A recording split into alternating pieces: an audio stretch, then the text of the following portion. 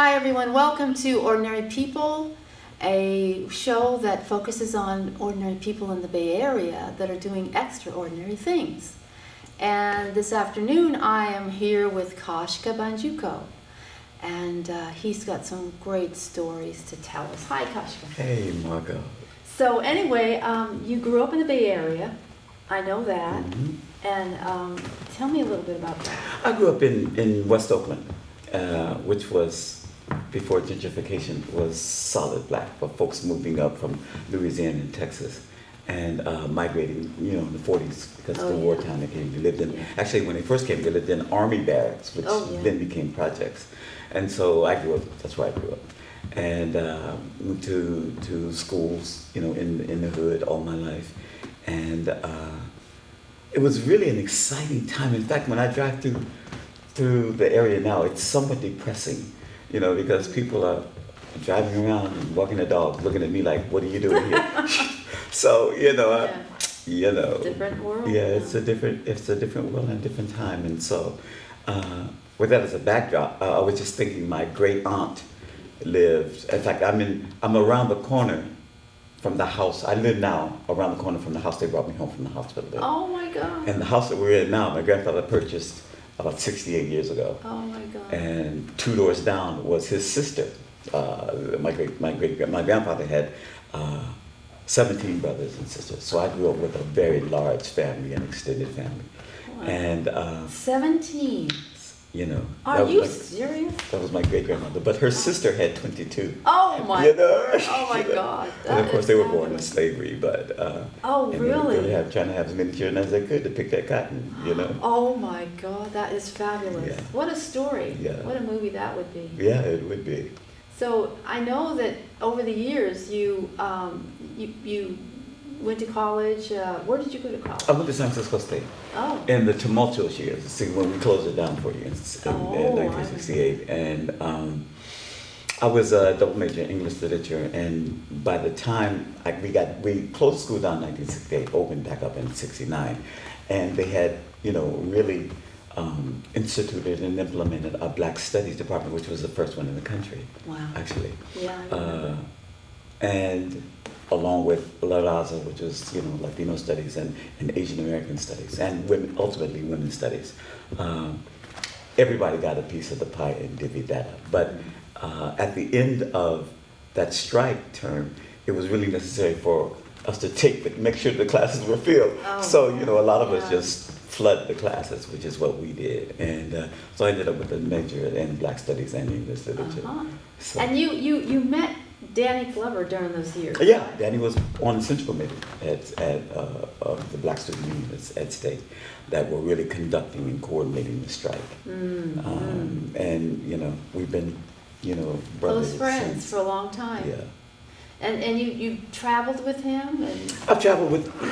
When I graduated from high school, I went to City College and studied cosmetology, and that's sort of how I worked my way through undergraduate school. And actually, in graduate school too, I got a fellowship to go study at DC at Howard, and while there, I got a job in the salon and sort of worked my way through there as well. But yeah, I started, cutting Danny's hair and his father's hair and all their family's hair. And in 1986, I moved to LA, tried to, start up an acting career and more film and TV, which I'd been doing stage and on the East Coast. But I wanted to get more into film. And so I moved there, and that wasn't going very well. And so at the time, Danny's career was really, blooming. And so he said, well, why don't you come on the road with me? You already cut my hair. Why don't we just do this? And so that's what I did. And for the next 20 years, that's what I did. Yeah. Well, you were also going back to your theater years. But how did you get into dance? That's a good thing. I was doing this acting on the East Coast. I started acting in DC, I guess it was around 75. And when I was really getting into it and began to get pretty good, the whole acting scene died down and musicals took over. And so, you know, I had been a football player and I was big. I mean, I couldn't bend down and touch my toes. So I stopped dancing. I stopped acting for a year and really began to take dancing classes. Oh my God. And ballet, I mean, here I am, 30, Really? 30 That's taking so ballet, you know what Yeah, I mean? but where did you study? That's so. I studied in D.C. I studied with Lewis Johnson. Oh, yeah. I studied with He's Mike so- Malone. I oh. studied with Charles Oggins. All those people that were in D.C. Oh. at the time. They were teaching at Howard. They were teaching at school. It was a new school for the performing arts. Duke Ellington was a new school then. Oh, Duke Ellington School? School of Performing Arts. Yeah, it just started. Well, I think it opened in 79, 80-ish. You know, maybe a little earlier than that. But that's how I started dancing. That is so fun. Yeah. Yeah. And then you somehow you ended up. How did you get into the Wiz? That was easy because the choreographer of the Wiz was Lewis Johnson. Oh, that's right. So the whole company, Right, that's the whole right. company was doing something in Oh, it, and yeah. I was able to, you know, get one of the lead roles on one of the Crows. Yeah. And So you played. Did you do the songs and all the? yeah, we did all of that. Yeah. You know, we did all the singing, dancing around. Michael, who was up on the pole, and I think that that was what really stirred us because usually, I mean, there were mostly were Broadway dancers. They were all in shows, Yeah. you know, The Wiz and Yeah. Bubba and Brown Sugar and Yeah. UB. They were all in those shows. And so when they came to the audition, because they needed dancers as well as actors, when they came to the audition, we looked up and saw that we had like almost 300 black folks in, you know, in the show. Now, usually when you do your first film or first TV, you don't have to join the union. Yeah. They made all of us join the union. Oh, really? In fact, they didn't give you a Taft-Hartley? no, they wouldn't let us tap hardly. And they knew that most of the people weren't going to do any more film and TV because they were dancers. You know what I'm saying? It wasn't really doing a whole bunch of stuff. Yeah. And so they were all AFTRA, Yeah. but they made us join SAG. We were all AFTRA and we were all equity as well. Yeah. But they made us join. I mean, they just cut a Yeah. sweetheart deal with it. Yeah. And that's why. And so I said, well, damn, I'm already in SAG. Let me go to LA and see if I can really get some more TV. You know? And I did some work, you know, the episodic stuff there, Hill Street Blues, Highway to Heaven, Houston Nights, Mary Tyler Moore. I did a lot of those little kind of things. Yeah. And then I started dreading my hair. I started liking my hair. And so everything dried up. Oh, yeah. And because I was pretty was- whoopie, pretty, all those It people wasn't that had popular at that time. Yeah, There exactly. were the dreadlocks. Yeah, so Exactly. that. Yeah. And then they So- started sending me out for, my agent was sending me out for dreadlock number 3 or Rasta Man number 4. And I said, listen, if the character doesn't have a name, if he doesn't have a name, don't send me. know. I don't want to go. And so I virtually wasn't working that much, you know. Yeah. And Danny, so when Danny's called it, that was right on time. Yeah, yeah. Well, how fascinating. You know. I was thinking the other day about the Wiz and how much I loved seeing Michael in that. How did you get to know him, meet him at all? We got to, I have to, and I've said this often to people, Michael was, I mean, he was 19. Wow. You know what I mean? Yeah. He was a kid. He was a kid, And he yeah. was just so bright-eyed and so new to film and theater and all those dancing people. And so he was just a shy kid, Yeah. you know? And one of either LaToya or one of his older siblings would be with him a lot of the times. Yeah. But we got to meet him and be with him in rehearsals, and certainly we were in the studios recording because we did the show on stage and we had to go to the studios to record him. Yeah. And he was just a beautiful. I remember one day I was out shopping and got back really late to the rehearsal and was just with Michael and the Crows. Oh. And I came in and tried to sneak in, and Michael goes, "Oh, Kashka!" You know, and like everybody know. And so, you know, but no, he was really a sweet cat. I did get to know who he was at Yeah. the time, but afterwards, in fact, that's where we met Quincy, and then right after that, they came out with Off the Wall Oh, and yeah. Thriller, A and the rest great is history. album. Yeah, and that cooperation with he and Quincy led to a lot of other things. Yeah. But yeah. Now, I've always wondered, because I love your name, is that your stage name? Or is that It's Kashka is all I need, but that's my name. Yeah. Yeah, and it wasn't always my name. I changed my name in 1970, and it was a part of a growing consciousness with the people of my generation identifying with the continent. And so Yeah. lots of us changed our names Yeah, we to did. African names. We embraced them. And Yeah. that was one of the ways that we embraced our culture, where we were from. And, you know, my name meant nothing. I mean, my mother, you know, she loved it, Yeah, I but love it it. I didn't do mean love nothing to anybody else, you know. So I said, well, it ain't connected to nobody, I'm changing it. And, you know, the interesting thing about my name change is when I told my mother, because when I changed it, I was, you know, in D.C., because I knew that being someplace else was going to be easier than everybody calling me my name that I grew up with. Yeah. And I got there, I changed my name. When I got home, I told my mother, and she says, that's not what I named you. And I said, I know, but this is what I want to be called. Yeah. And she says, what is it? I told her. She said, how do you spell it? Till the day she died, she never called me anything else but Kashka. Really? She's so bad. Oh, man. that Yeah. is so wonderful. Yeah. Yeah, I know you had a wonderful relationship with your mother. Oh, Yeah. yeah. That was one of the things that brought Danny and I close, because he very similar relationship with his mother, and then his mother passed first, and then my mother became his surrogate, and so Oh, you know yeah. we've had that kind of relationship going on for a long time. But I was just thinking, Margo, just knowing that we were coming to do this, that I've known you for about almost 35 years. Yes. That's amazing. I know. I was adding up the years the other day, and I was saying, well, let's see. Back in LA, well, we met doing Tremanisha. Tremanisha, yeah. That LA Opera Company. oh my God, what a show that was. Yeah, there's some stories there. Did we get paid or not? I haven't gotten paid yet. I We don't know never about got you. paid for that show. We did the show. Yeah. We threatened us, and we said, we're not going to dance if you don't pay us. And of course, we did anyway. Yeah, we danced. So- Because they kept out promising, well, you know, as soon as the box comes in. Yeah. The box never came in. I think they claimed bankruptcy. Yeah. after the- So Kashka, you were in No Place to Be Somebody, which was a really very popular Broadway production. It was. And it was, well, you know, 1959, Lorraine Hansberry won Pulitzer Prize for drama. The next African American that won one was 1973, and it was Charles Godon for No Place to Be Somebody. And for years, you know, after I'd seen it, I always wanted, you know, just to do that lead role. You know, it was such a gangster. You know, about this bar owner owning a CD bar down in the Lower East Side, and kind of hustling and pimping and, you know, robbing on the side. Oh, yeah. And I got into it, and I got to do that. And one of the scenes that I'm thinking about doing is one where the lead is Johnny, and Johnny was shown the game, taught the game by a guy, an older guy named Sweets. Well, Sweets gets busted for killing a guy, and he goes to jail for a long time. And when he gets out, when he goes in, he says, you know, sonny boy, get us playing, man, because when I get out, we're going to turn it out again. We're going to get at it. And so what happened was, when he got out, he'd been gone a long time. When he got out, and I've been waiting for this cat to get out, he gets out talking about how he's done found the Lord, and, you know, he wants to make amends for turning me out and getting me in the game. And so that's it. Oh, Yeah. wow. So, yeah, he comes back, and so I got choice words for him. Oh. So, I've always admired Lorraine Hansberry, and I know there's a theater in San Francisco that's named after her. mhm. Yeah. I don't know if it's still.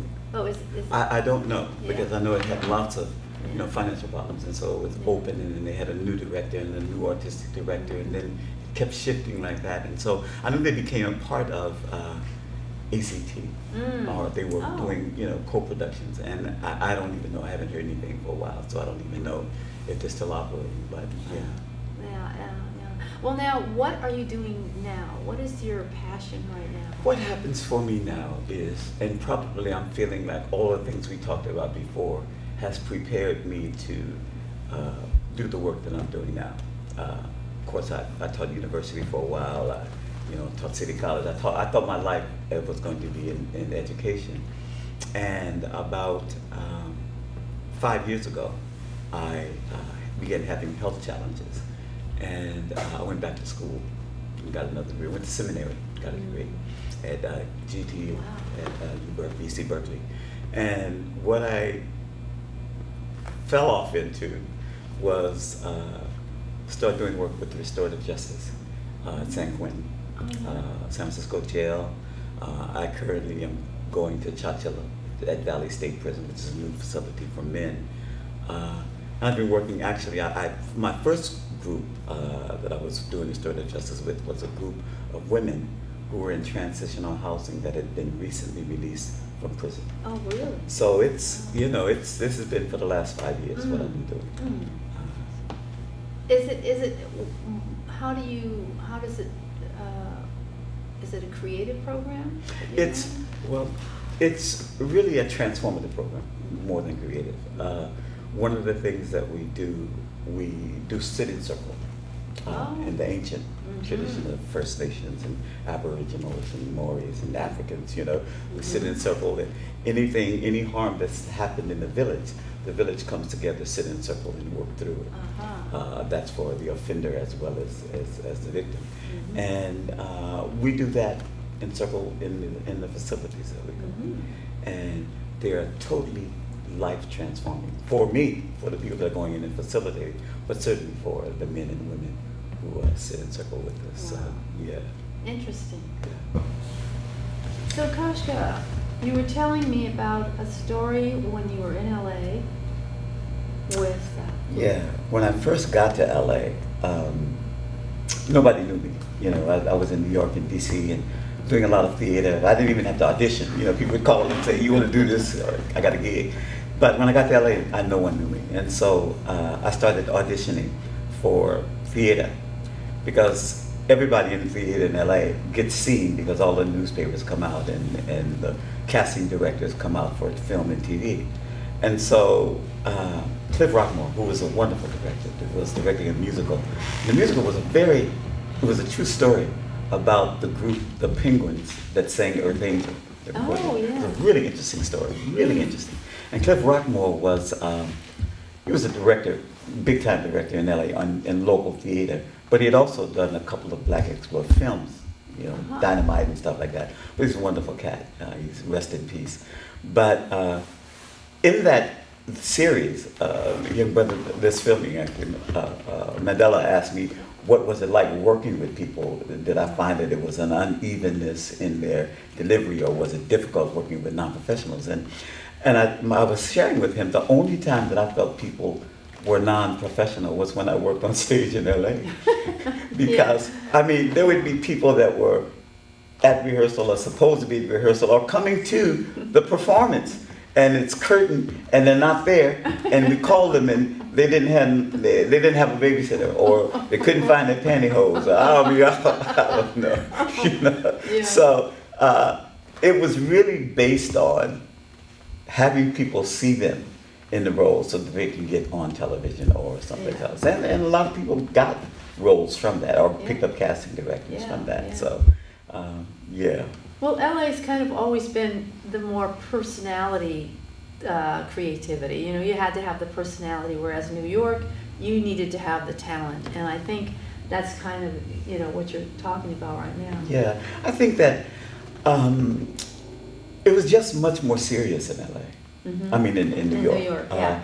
But when I got to LA, in fact, the first time that we did Tremonisha that we talked about earlier, I hadn't been long doing ballet. Yeah. And so I would go to class every chance I could. It was maybe the church that was down on Hollywood or La Brea or something that everybody took classes at. It was in the back. Oh, kind of. I don't remember the name of that. Yeah. Anyway, I would So you were there. I would do classes there, beginning. Yeah. But one of the things that turned me around with regards to how people worked is I was there on one particular time, and there were a lot of people that had come out with Lewis to do Tremonisha from New York that were in ABT, they were in Dancing of Harlem. There were a lot of beautiful ballerinas and ballerina boys, so they would take class every day too. Yeah. And I was really intimidated because they could just twirl and jump to the sky and do all kinds of shit. Was Lewis teaching those classes? No, he wasn't teaching, but there were excellent teachers that were there. Yeah. But the one story that I'm talking about was one day in the beginning class, in walks this little, kind of preppy dude. You can tell he was a ballerina, and he has all these clothes on. And as he takes his clothes, as he starts sweating and he's at the bar, just doing the ballet bar, and everybody around him is like doing different stuff, like And it turns out that the guy is Miguel Baryshnikov, Oh, really? taking a beginning ballet Oh, class. my God, you to know, warm up, yeah. He never, and Yeah. that's the kind of attitude that Yeah. people from New York had, as Yeah, opposed to, exactly. people that weren't ready for advanced classes in LA were taking them anyway. Yeah, And- exactly. Yeah. Well, that used to aggravate a lot of us because we'd be in class and we'd think, okay, this is a beginning class or intermediate, and then all the advanced dancers would come in, take bar space because they want to warm up for their class that's next, and that would make us so angry because we wanted our beginning movements, but the teacher would get so excited. Yeah. She'd be working for them and never Yeah. mind us. Yeah. So I know exactly what you're saying there. So let me speak to that. I think that one of the things that, first of all, I stopped going to theater. I stopped going to movies. I stopped, I don't look at TV. And my particularly, I often think, well, maybe I'm just too old. Danny has a famous line that everybody often, whenever he goes somewhere, everybody often repeats from Lethal Weapon, where he says, "I'm too old for this shit." And so, Yeah. I don't know. There certainly is a different take on how it is and where it is. Artists from our generation blend into what's going on now. Mm-hmm. I don't get what's happening now, Yeah. and a lot of me doesn't want to get it. I mean, I'm not interested in what they're doing now. Yeah. And not that I don't see. I just saw a play. Danny just did a 2-character play in LA that I saw that was very, very powerful. He'd done it 20 years ago, and What was it? it's called Johann. It's about this African American in World War II goes over and marries a woman there, takes a ride, and then brings her back to the United States, Oh. and whatever they go through. And very beautiful script, but very poignant in it. It's talking about real issues. I mean, it was talking Yeah. about in the 50s how they, the racial prejudice that they had to go through, had to fight in Japan, and then in LA where they moved to the United States, and both families, how they rejected it and brought them in. So it was, those kinds of pieces I don't see happening anymore. Yeah. And they may be happening on some level, someplace, Yeah. but I don't see them. That's Yeah. not what's It's not out the there. major. Yeah. Yeah. I mean, and I'm Mainstream. sure that Hamilton and stuff like that is wonderful. I hadn't seen it yet, and I plan to see it when I go to New York Yeah, I next know. month. But it's going to be Lion King. It's going to be spectacular. Yeah. When I was on 42nd Street, there were like 3 lights and a whole bunch of hookers walking up and down, druggies. And now Disney bought it, and it's like Oh, you a can't whole even different see world. it. It looks like Las Vegas on the Strip. So Yeah. everything has changed. Oh, yeah. But there's still serious actors, good actors, Yeah. that are, tragically, I see a lot of good, strong, powerful stage actors in film just doing stuff that, as far as I'm concerned, is beneath them. Yeah. You know. Yeah. But they want to work.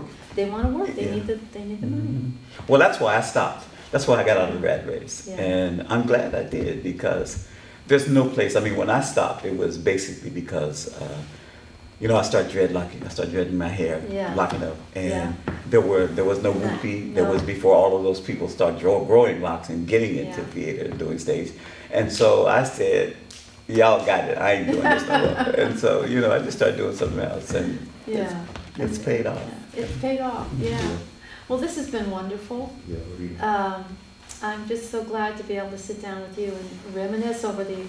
I'm glad. Yeah. Yeah. This has really been fun. So I hope, say hello to Danny. I see. And, I'm gonna try to get him in here to do one of these. Oh, that would be great. Yeah. So thank you so much.